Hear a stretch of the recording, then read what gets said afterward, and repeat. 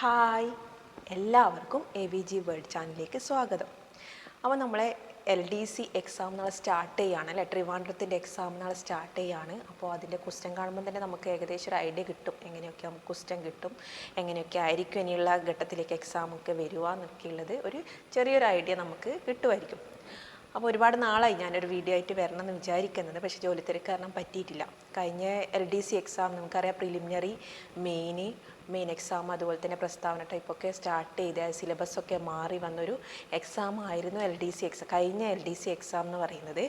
അപ്പോൾ അതിൽ ആ എക്സാം എഴുതിയൊരു ഉദ്യോഗാർത്ഥിയായിരുന്നു ഞാനും. അപ്പോൾ എനിക്കറിയാം അതിനുള്ള ആശങ്കകൾ, ആ എക്സാം എഴുതാൻ പോകുമ്പോൾ മനസ്സിലുണ്ടാകുന്ന ആശങ്കകൾ എന്തൊക്കെയാണെന്നുള്ള കാര്യം എനിക്ക് നന്നായിട്ട് അറിയാം.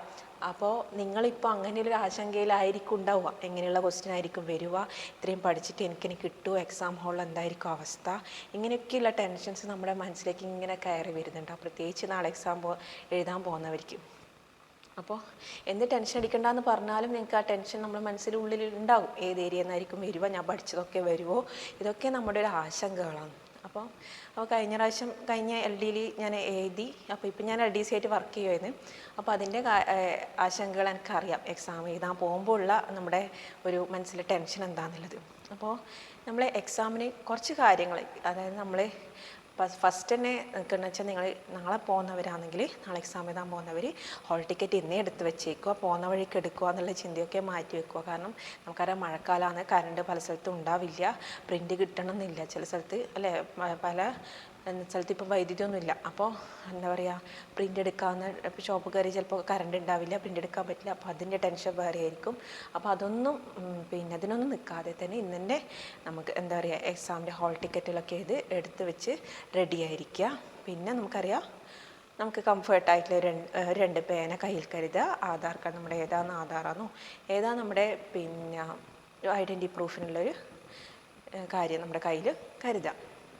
പിന്നെ എക്സാം ഹാളിൽ വളരെ നേരത്തെ തന്നെ എത്താൻ ശ്രമിക്കുക. ലേറ്റായി എത്തിയിട്ട് ടെൻഷൻ അടിച്ച് എക്സാം എഴുതാൻ നിൽക്കരുത്. അപ്പോൾ ഇതൊക്കെ എല്ലാവർക്കും അറിയുന്ന കാര്യമാണ്, എന്നാലും ഞാനൊന്ന് പറഞ്ഞതേ ഉള്ളൂ.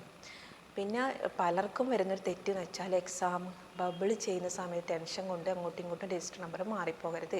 ആദ്യം മുകളിൽ രജിസ്റ്റർ നമ്പർ എഴുതുക, അതിന് ശേഷം ബബിൾ ചെയ്യുക.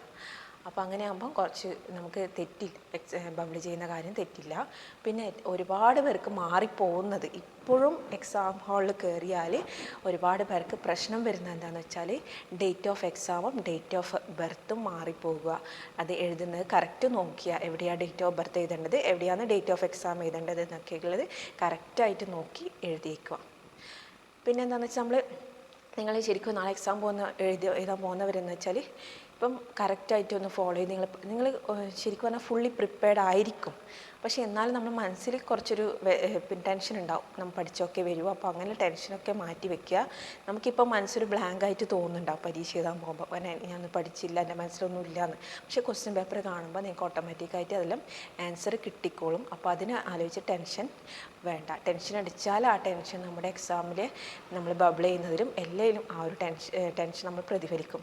പിന്നെ എനിക്ക് കഴിഞ്ഞ എക്സാമിന് എനിക്ക് പറ്റിയൊരു അബദ്ധം എന്താണെന്ന് വെച്ചാൽ, ഞാൻ ബബിൾ ചെയ്യുന്ന സമയത്ത് ഒരു ക്വസ്റ്റ്യൻ മാറി ബബിൾ ചെയ്തു പോയി. അങ്ങനെ എനിക്ക് നന്നായിട്ട് അറിയാവുന്ന ഒരു ക്വസ്റ്റ്യൻ ആയിരുന്നു അത് ഞാൻ ബബിൾ ചെയ്യുമ്പം ഇപ്പോൾ 62 അപ്പോൾ അത് 63 ഞാൻ ബബിൾ ചെയ്തത്.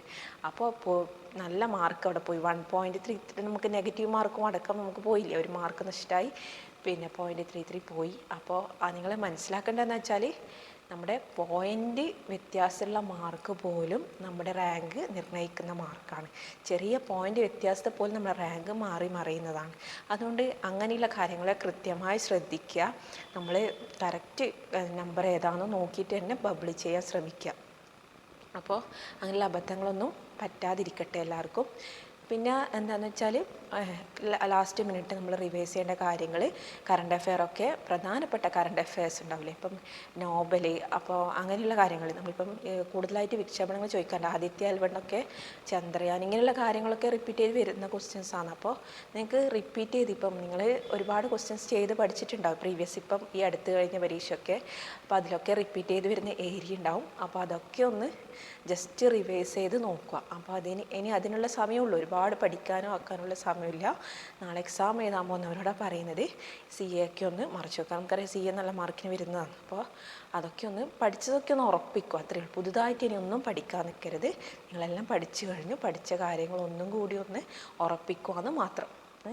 അപ്പോൾ ഇത്ര മാത്രമേ പറയാനുള്ളൂ. അപ്പോൾ നാളെ എക്സാം എഴുതാൻ പോകുന്ന എല്ലാവർക്കും ഓൾ ദ ബെസ്റ്റ്. ടെൻഷൻ അടിച്ചിട്ട് ആരും മാർക്ക് കളയരുത്. നിങ്ങൾ പഠിച്ച കാര്യം നിങ്ങൾക്ക് നിങ്ങൾക്ക് ഓർമ്മ വരും, അത് ഉറപ്പാണ്. അത് മറന്നുപോയി എന്നുള്ള ചിന്ത നമുക്കിപ്പം ബ്ലാങ്കായിട്ട് തോന്നും മനസ്സ്, പക്ഷേങ്കിൽ ക്വസ്റ്റ്യൻ കാണുമ്പോൾ നിങ്ങൾക്കത് മനസ്സിലേക്ക് ഓടി വരും. അപ്പോൾ ക്വസ്റ്റ്യൻ പേപ്പർ കിട്ടിയ പാട് എല്ലാ ക്വസ്റ്റ്യൻസും കംപ്ലീറ്റ് ആയിട്ടുണ്ടോ എന്നൊക്കെ നോക്കുക. പിന്നെ അല്ല, നിങ്ങൾ ഏതാണോ നിങ്ങൾക്ക് ഫെമിലിയർ ആയിട്ടുള്ള ഏരിയ എന്ന് വേണമെങ്കിൽ സ്റ്റാർട്ട് ചെയ്യാം. കാരണം ഇപ്പം ചിലപ്പോൾ മലയാളം എളുപ്പമുള്ളവരുണ്ടാവും, ഇംഗ്ലീഷ് എളുപ്പമുള്ളവരുണ്ടാവും. ഏതാണോ നിങ്ങൾക്ക് എളുപ്പം അതിന് സ്റ്റാർട്ട് ചെയ്ത് നമുക്ക് കോൺഫിഡൻസ് ലെവൽ കുറച്ചുകൂടി കൂടും, ഇതൊക്കെ എനിക്ക് കിട്ടുന്നുണ്ടല്ലോ എന്നുള്ളത്.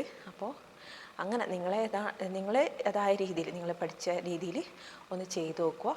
പിന്നെ പ്രത്യേകിച്ചൊന്നും വേറെ പറയാനില്ല. എല്ലാവർക്കും നമുക്കറിയാം നല്ലൊരു വേക്കൻസി ഉള്ളൊരു പോസ്റ്റാണ് LDC എന്ന് പറയുന്നത്.